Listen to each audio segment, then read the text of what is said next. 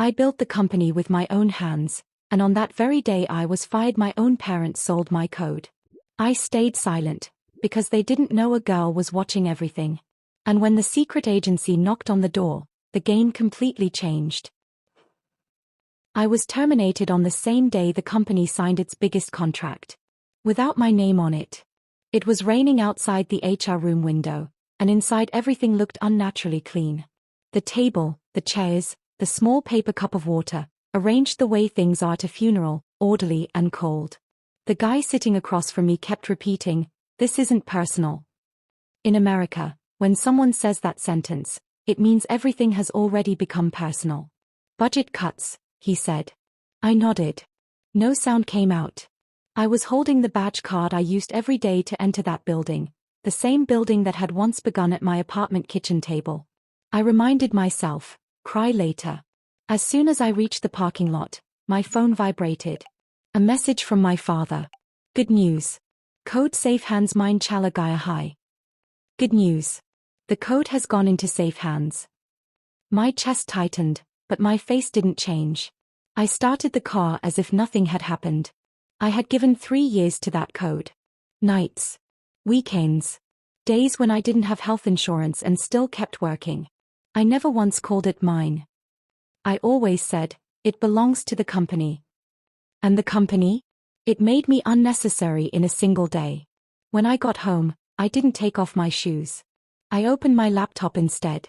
The fridge held nothing but ketchup and half a carton of milk. Rent was due in 5 days.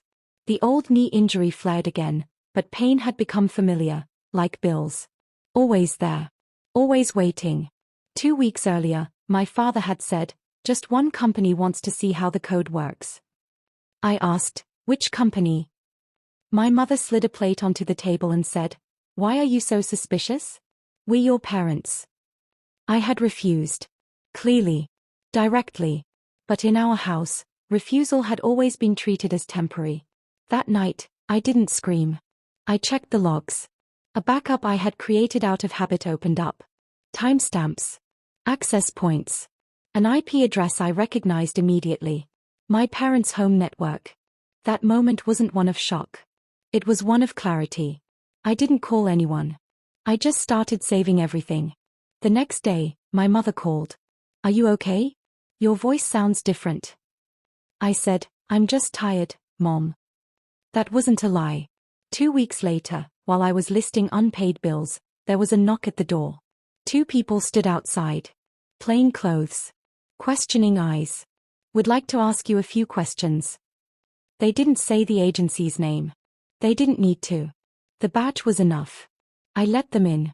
Sitting at my kitchen table, one of them asked, do you know how your code was transferred? Yes, I said. I didn't tell them everything. Only what was necessary. After they left, I stayed seated for a long time. For the first time in months, I didn't feel alone. A week later, my father called. His voice was shaking. Some people came by. Asked strange questions. I said quietly, they came to me too. Silence stretched between us. Then my mother spoke, defensive and small. We did it for your good. I said, decisions about my good should have been mine. No one apologized. But the truth was finally on the table. An email came from the company. Would like to resolve this quietly. I hired a lawyer. Not an expensive one, just someone who understood how things really work. We didn't shout. We didn't threaten. We asked for what was owed. And they had to give it. The settlement wasn't dramatic. There were no headlines, no public apologies. Just paperwork, signatures, and numbers that finally made sense. My name was acknowledged. My work was recognized. The silence that had been forced on me cracked open, slowly, legally, permanently. Months later, I rented a small office. Old, but bright. I placed a plant near the window. I framed the same code and hung it on the wall, this time with my name attached to it. I didn't cut my parents out of my life. I changed the relationship.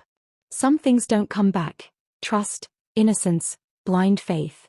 But some things arrive, self-respect, clarity, your own voice, and the understanding that staying silent is not always defeat. Sometimes, in America, Revenge doesn't come screaming. It comes quietly, legally, with evidence. And that day, I won.